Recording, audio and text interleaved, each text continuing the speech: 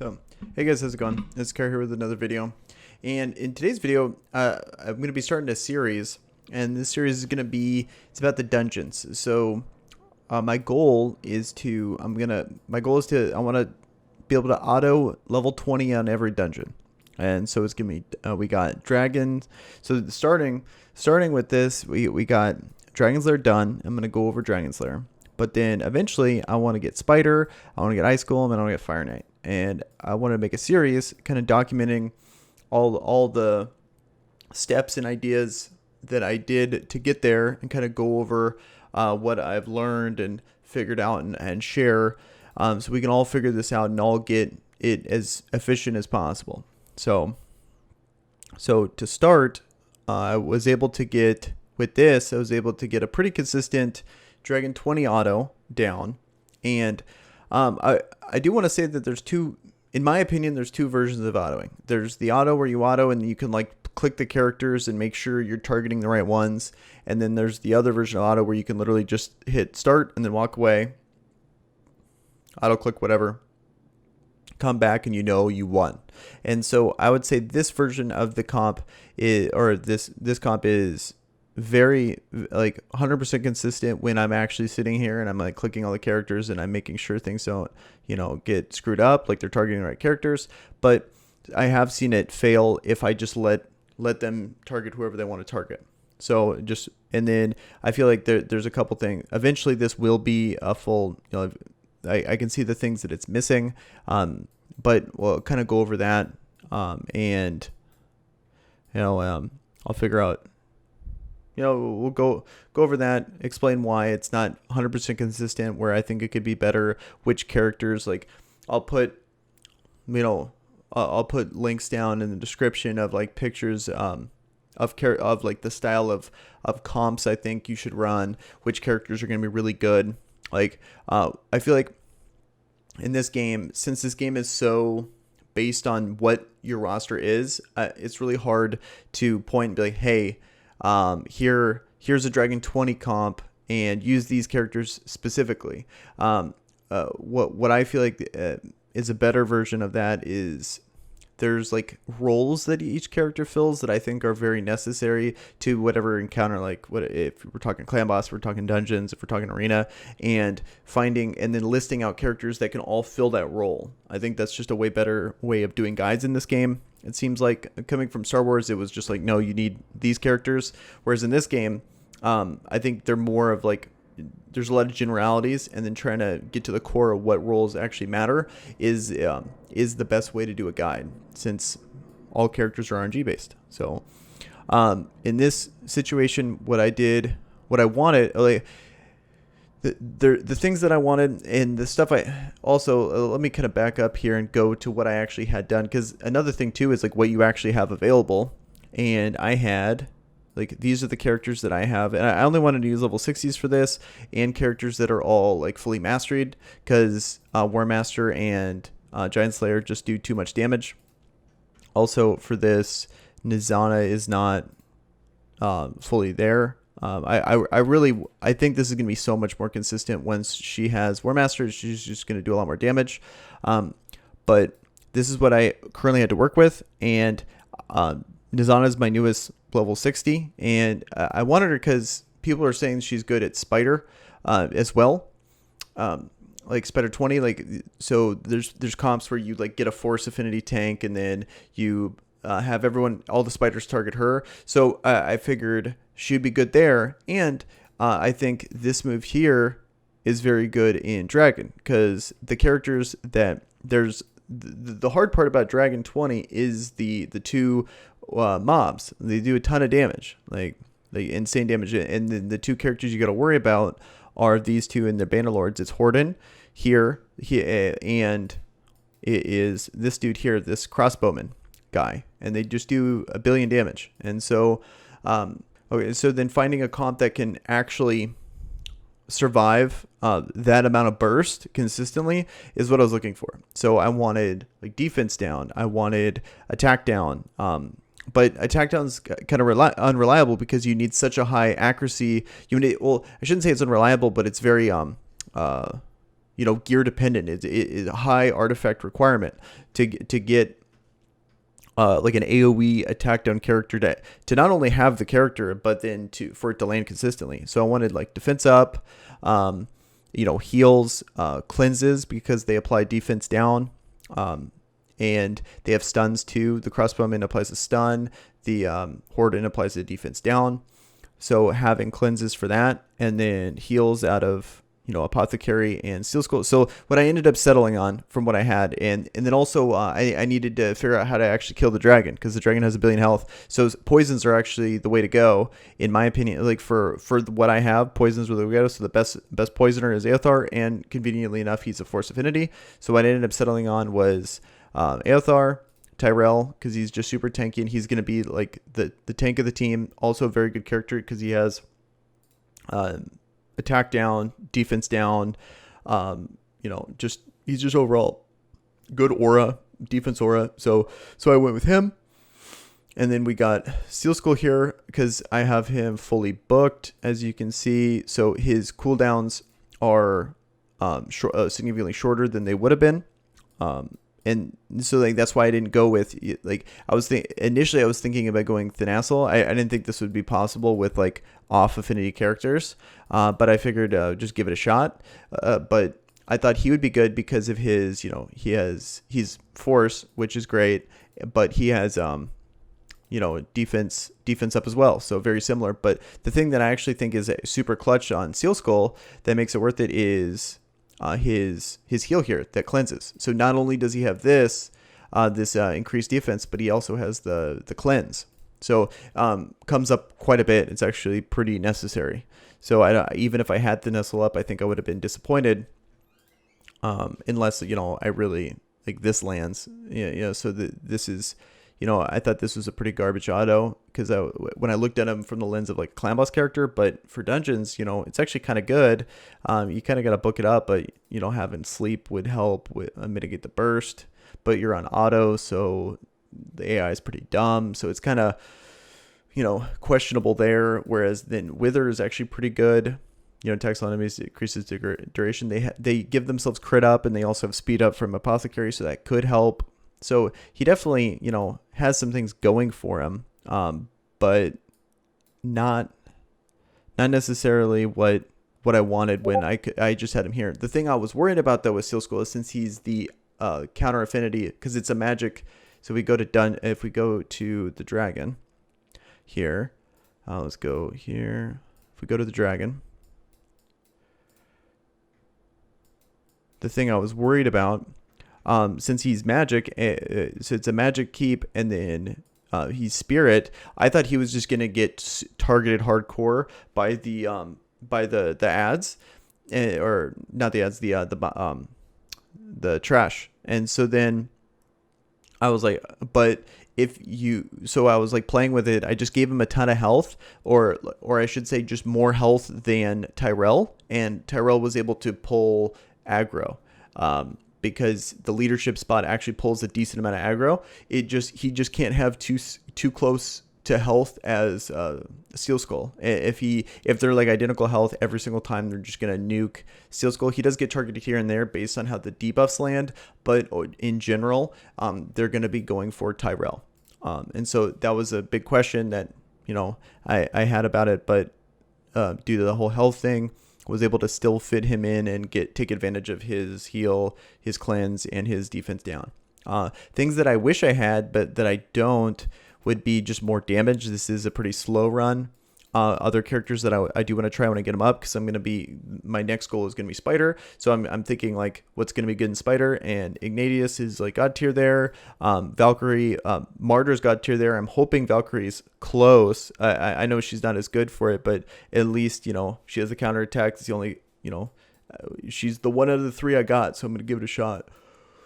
Sinesha I thought about, but she's pretty reactive in her heal, not proactive, whereas this. And also another thing is why I liked her is because it's a different buff that's protective than a defense down. So if I just put 2 characters with defense down, they could overlap, whereas this is just its own separate thing, so it's even more beneficial when they're both on them. So yeah, out of all the characters I have, those are the characters I thought about. Eventually, I was thinking about this dude. I've seen a guy. He ran it. He had like Gorgorab and this dude, and he was able to. I think it's like Jurang or something, but it was the Speed Aura. So it's like Speed Aura with Gorgorab, and he had like something nuts, like 170 plus 170 speed on Gorgorab, and then a few other characters that. So he probably just smoked it, but the characters he had and the gear were just insane. So, but that's another option. There's a whole bunch of other options out there. Yeah, I was even able to make Royal Guard work. Like he does a lot more damage than the run I currently have, but it's just I think it's a little bit more consistent with Aothar. All right, now I'm gonna play the footage of the actual run. Hopefully I didn't ramble too much. I'm just trying to get out as much information as possible. Learned a lot, really grinding, bashing my head against the wall, trying to get this run to work. Let me know down in the comments specifically if there's anything in it specific that I should do better, or if there's anything I didn't explain, or if you just have questions. That's awesome. Let me know down in the comments. I'm down to answer all of them. So let's get into the run. Okay, so Dragon 20 full auto run, and so I'm just gonna narrate how the run works. So this is a grinder run. It's gonna be quite a while. I just wanted a consistent type of run that I didn't really care about how long it took. Something I can just set and forget. So the big thing is managing the aggro of the characters. The whole point of this comp is to make Tyrell tank as much as possible, and then slowly whittle away at all the characters that we're seeing here. So and then lastly we have Aothar on the far left, and then he's kind of doing some damage. Poison actually ticks on these guys at level 20 pretty heavily, but the whole point of him is going to be the kill the dragon at the very end. So the aggro kind of shifts in between Tyrell and Steel Skull here because he's off affinity and he's in the leader spot. So why he's taking aggro is because he has a little bit more health, or he's taking more damage. But when all things are being equal, Tyrell is going to actually take like the priority for who they're going to target. Since he has all the buffs, you know, he like I want to say it's because he has the actual ally, you know, protection buff. That's why he's taking it. I don't know specifically. If anyone could tell me. I do know if Tyrell and Steel Skull do have the same amount of health, then Tyrell is going to, or Steel Skull will take all the aggro. But since Tyrell has significantly lower health, and then it was about 10k difference is what I found when I played with it, roughly, that made it. That was enough to make it to where Tyrell took the aggro for most of the time. Them splitting the aggro here and there is really not that big of a deal. And then also, so having Apothecary, Steel Skull, and then Nazana was the big MVP here. That ally protection where it splits the damage really helped with the burst. Like really managed the burst. Also, it's kind of nice that since she's Force Affinity, she just doesn't even get targeted if she has, you know, anywhere close to the same amount of health as the other people, which she does, and because she's, you know, an HP scaling champion, so makes it very easy to give her a ton of health. Also, her shield is based on health, so it's just mutually beneficial to give a ton of health. Another thing that was tough is this transition here from stage 1 to 2. That's where a lot of issues can happen if they happen to use their cooldowns at the end of the last round. That's usually, if the run ever fails, it's because of that. Getting the speed right helped mitigate that risk, but it has been something in the past that's been an issue. So hopefully we don't take an L here. It's very, very rare when this, if this were to happen. Even after seeing this run be successful so many times, it's still when it gets low like that, a little nerve-wracking. But the scary ones are the Horden and the Crossbowmen. Those guys are the real threats. So if you're doing this in auto and it might not be as consistent for you, what you can do is you can actually target the characters individually and make sure. I found that makes it way more consistent. Like before I had this dialed in, I was able to win pretty much every time being able to do that, because it just makes it consistent, so much more consistent. And if all you care about is getting like Arbiter or something like that, or just completing that mission in general, doing that is totally fine to be able to do this, and then you just move on with your mission, get one step closer to Arbiter. My goal for doing this was I wanted to be able to full auto this and just walk away from the computer, and was able to accomplish that with this comp here. Clean it up. If everyone survives, normally if Terrell dies, it's just over. This comp doesn't have enough damage to get through the rest of the mobs. They just slowly lose. So I really wanted to make sure it was consistent. A couple other characters I was thinking about in place of these guys was Thanassel instead of Steel Skull, because he's Force Affinity, is definitely not going to get targeted, just like how Nazana is like absolutely not getting targeted regardless. So he was an option, but the reason why I didn't pick him is because I think the spot heal from Steel Skull is too good. Actually being able to make sure he's not targeted 100% of the time through the whole health difference was really encouraging. My Steel Skull is actually fully booked, so the cooldowns are shorter than Thanassel's. So that's the reason why. And also my Thanassel is just not leveled up, so it saves me that whole thing. I have so many other characters that I would prefer to level to 6-star over him, so any excuse to not do that was great. Other character, like some really good other characters would be like Zargala. I think Zargala would really speed this run up. She does a ton of damage. I was thinking actually not Seeker, but Gorgorab in place of Apothecary. I was thinking, because in case someone dies, as long as he has enough health and he's not getting targeted, just like how Apothecary is not getting targeted, it would be a really good insurance policy to make sure this run just goes through. Also having that 50% attack up would actually be pretty cool. I think that may actually be more useful than the speed up. So that was an option, so like, as you can see, like when we actually get to the dragon, look how much the poisons tick for. Like it's essentially just facing like a mini clan boss, and having a guy that consistently places poisons is really nice. And then also they tick before that goes off, so see how no one gets stunned there. So that really helps out. And then, as you're seeing, just consistently with Steel Skull, even though he's off affinity, he's just too helpful. He's just such a good character. In Clan Boss, he's like there for the damage, whereas in this, his utility really shines through. So I'm a big fan of Steel Skull. But still, the MVP was Nazana. Really good way. The ally protection buff is a super good way to mitigate burst. And before I had her, I was like, man, like I don't know how you survive. Like, what am I gonna need? Like 80k health? Because all the characters I'm trying to tank either have 4k defense or 50k health.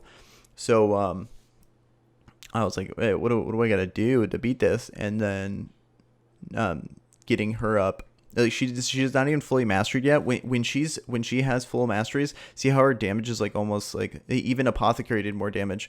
She's gonna do a ton more. I think she's gonna be way more useful than she is currently even. Alright guys, well that should do it for this video. If you like this style of how I'm breaking down the dungeons, be sure to let me know down in the comments if there's anything I can improve for this. It's a new format. If there's anything I can explain better, or if anything you'd prefer, also let me know. It'd really help out. And what's next for this is I'm thinking Spider's next. I think Spider's going to be a big priority. I really wanted to focus on that. Also, I think I do have a lot of good characters for Spider, because it's mainly character. It seems like it's pretty gated on what type of characters you got, and it just so happens I got a couple good legendaries and a couple good epics for it in like Roilguard, in Ignatius and Valkyrie, and then also I'm gonna also be using Nazana for it too. So hopefully that works out. I got some grinding to do, got to get those characters up, but that will be in the next one. So you guys have a good one. Peace.